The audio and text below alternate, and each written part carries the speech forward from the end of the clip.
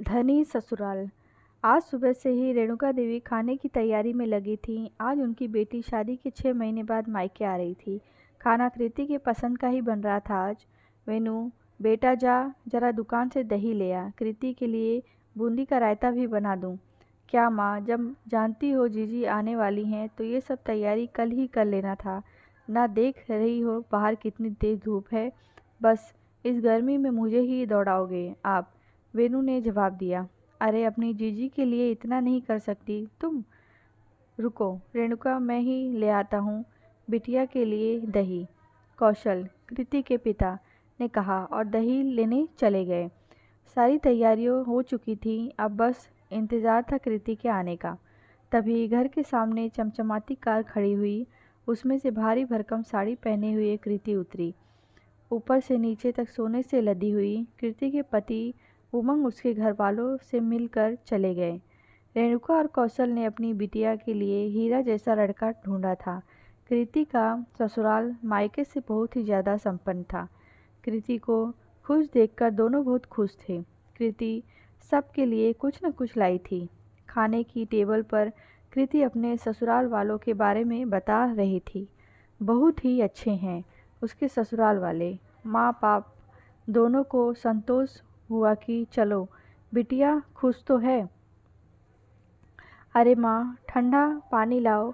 ये तो ज़्यादा ठंडा नहीं है, कृति ने पानी का एक घूंट पीते ही कहा। अरे बेटा, फ्रिज खराब हो गया है, रिपेयरिंग के लिए दिया है। घंटे घड़े का पानी भी तो ठंडा है और फ़ायदा भी करता है, रेणुका देवी ने कहा। पर मुझे फ्रिज का पानी पीने की आदत है, आप दूसरा फ्रिज क्यों नहीं ले लेते। मेरे ससुराल में तो 3 फ्रिज है, खराब हुआ तो दूसरा ले लेते हैं। कौन गर्मी में गर्म पानी पिए, कृति ने बहुत घमंड के साथ जवाब दिया। कृति की बात पे उसकी मम्मी पापा चुप रहे, लेकिन वेनू चुप ना रह सकी। जी कितने साल तो मटके का ही पानी पिए हो यहाँ।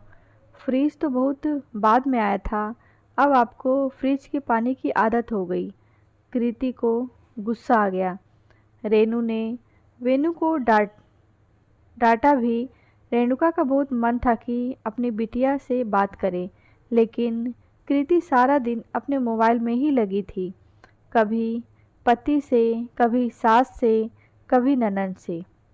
मायके आकर भी उसे मायके वालों के लिए समय नहीं था। मम्मी, थोड़ा फ्रूट्स कर दे दो ना, मुझे शाम को फ्रूट्स खाने की आदत है। आपको पता है मेरे ससुराल में शाम को फ्रूट्स खाते हैं नाश्ते में। घर में फल तो थे नहीं, वेनू को बाजार भेजकर फल मंगवाई।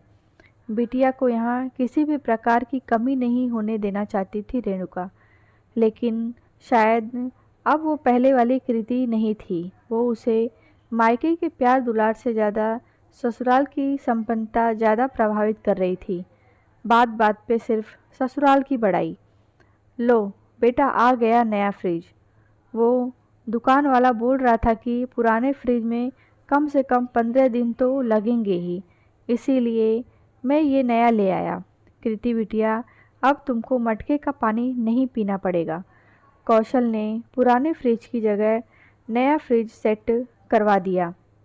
रेणुका मन ही मन महीने के बजट का सोचने लगी। 15 दिन की ही तो बात थी, फ्रिज लेने की जल्दी नहीं करनी चाहिए थी। पापा, इतना छोटा फ्रिज क्यों लाए? डबल डोर वाला ज़्यादा अच्छा रहता है। मेरे ससुराल में तीनों फ्रिज डबल डोर ही हैं। खैर कोई बात नहीं, ये भी ठीक ही है, कृति ने मुंह बनाते हुए कहा। कौशल जी और रेणुका जी चुप ही रहे।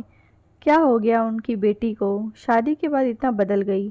कितना कर्जा लेकर उन्होंने कृति की शादी की थी, अपनी हैसियत से ज़्यादा दिया था। आज वही बेटी हर बात पे सिर्फ ससुराल का ही गुणगान कर रही है। 6 महीने में वहाँ की हर चीज़ में वो ढल गई।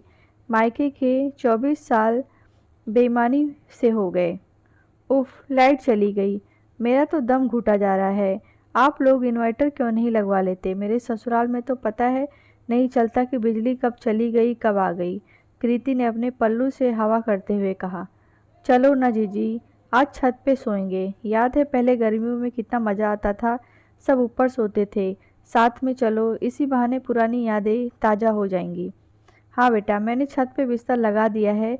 चलो, मस्त ठंडी ठंडी हवा चल रही है, वहीं सब सोते हैं। कृति कुछ न बोली, बस अपना मोबाइल उठा के छत में चल गई। आ बेटा, यहाँ मेरे बगल में लेट जा, दोनों खूब सारी बातें करेंगे, रेणुका ने कृति के लिए बिस्तर लगाते कहा। लेकिन कृति अपना मोबाइल लेके उमंग को कॉल लगाने लगी। क्या खाक ठीक हूँ? पता है लाइट चली गई है और इतनी गर्मी में मुझे छत में सोना पड़ रहा है। मुझे नहीं लगता मैं यहाँ ज़्यादा दिन रह पाऊँगी। जल्दी से मुझे लेने आ जाओ। रेणुका जी की आंखों में आंसू आ गए।